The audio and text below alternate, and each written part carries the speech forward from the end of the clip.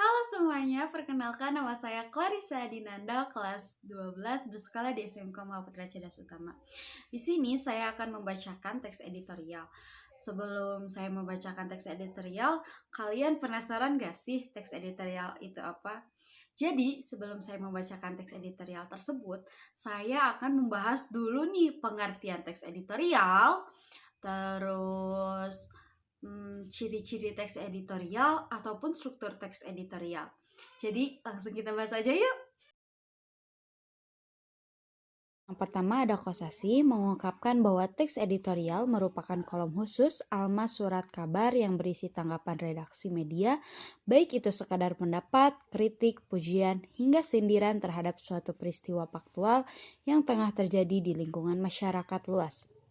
Lalu ada kata Sumadiria, yaitu menyatakan bahwa tajuk rencana dapat diartikan sebagai opini redaksi yang berisi aspirasi, pendapat, dan sikap resmi media terhadap berbagai persoalan, kejadian atau fenomena aktual yang kontroversial yang sedang terjadi dalam lingkungan masyarakat.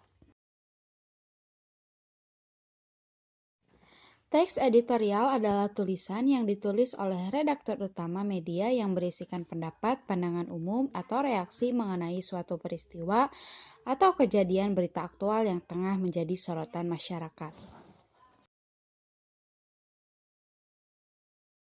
Yang pertama, berisi fakta atau peristiwa yang aktual, sedang ramai diperbincangkan hingga kontroversial. Kedua, berupa opini atau pendapat redaksi media massa terhadap peristiwa yang diberitakan. Ketiga, memiliki kritik, penilaian, apresiasi, prediksi, saran, maupun harapan terhadap isu yang dibahas.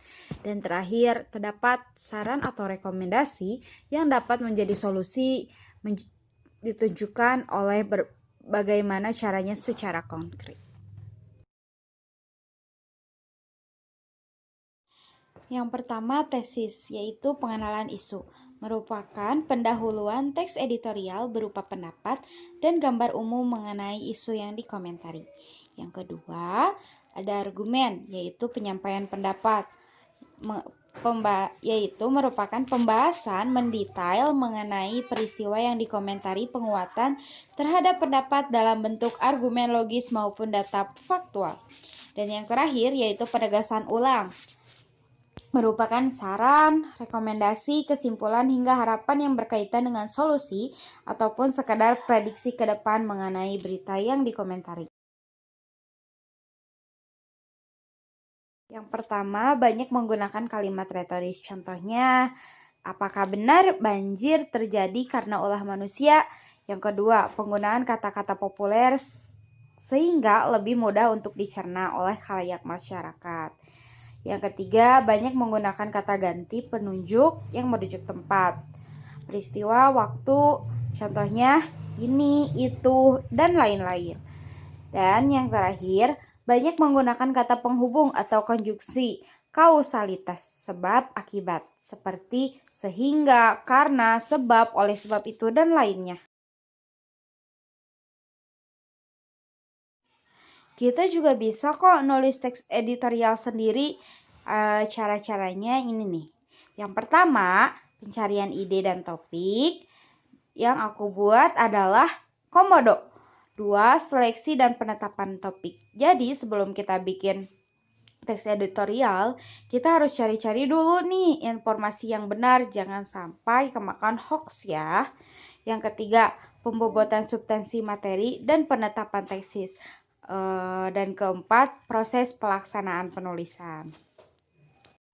Wah, jadi kita udah tahu nih mengenai pengertian, lalu pengertian menurut para ahli, ciri-ciri, kaidah kebahasaan, dan lain-lain.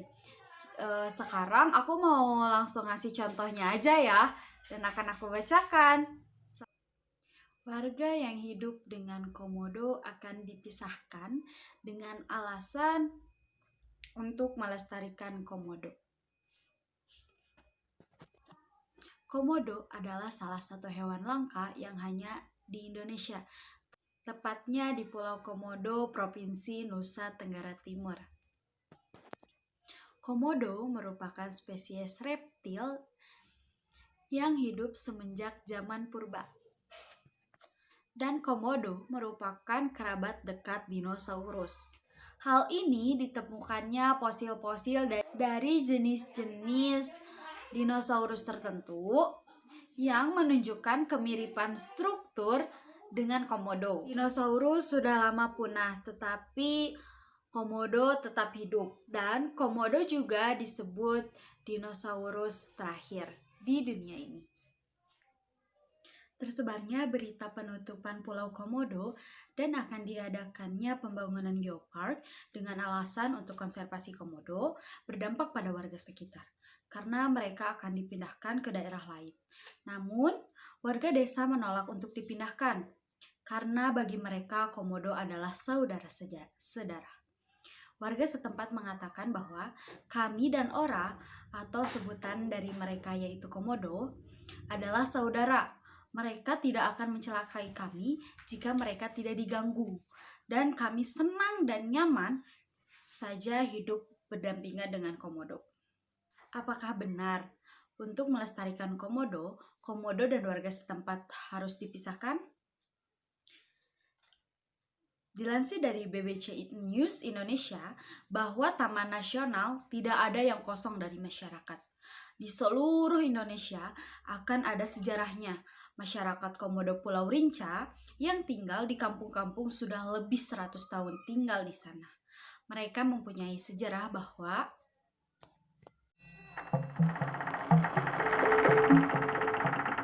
akhirnya dia melahirkan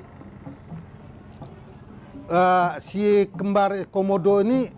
Dia tuh satu melahirkan, dia namanya Sebai. Dia tuh hanya makannya daging komodo ini. Jadi dia tuh turun di bawah tanah, sering kejar ayam penduduk. Akhirnya 1-2 bulan akhirnya penduduk itu ngomel dia. Oh, katanya Sebai ini dia bilang tuh sering curi ayam. Akhirnya si mamanya ini marah. Sebai dia bilang tuh, kamu jangan curi orang punya ayam. Itu tetangga itu marah. Akhirnya dia saluk. Pada saat itu akhirnya dia sudah mulai masuk hutang dia. Dia tetap kembali tengok mamanya dengan kawannya tuh. Dengan manusia, dengan saudaranya tuh. Tengok.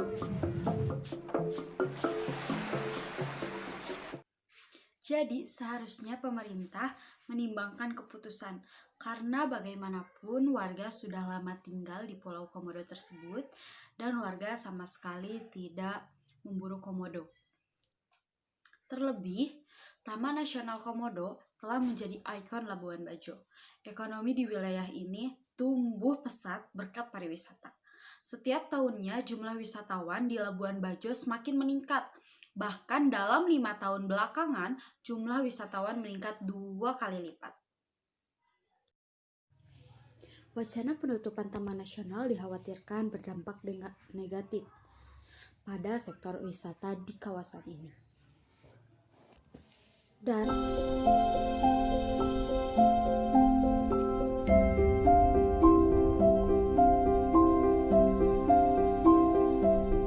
kalau ini ditutup, nanti mereka kembali ke souvenir ke fisherman lagi, ke mancing lagi. Mungkin nggak ada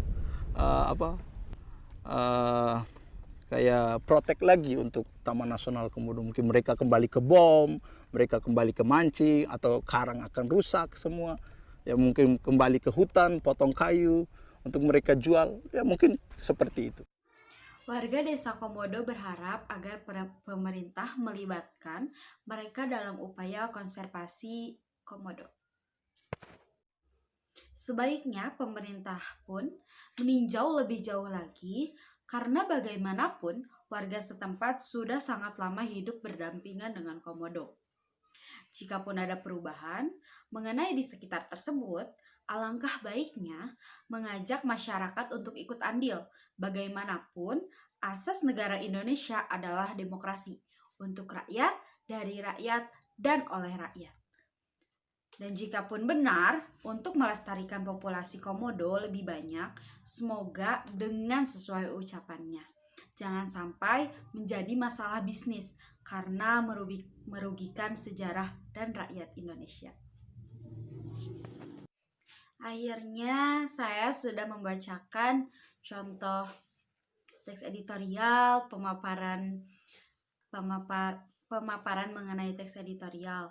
Semoga apa yang saya sampaikan tadi menjadi referensi untuk kalian semua. Maaf jika banyak kesalahan, maaf jika banyak kekurangan.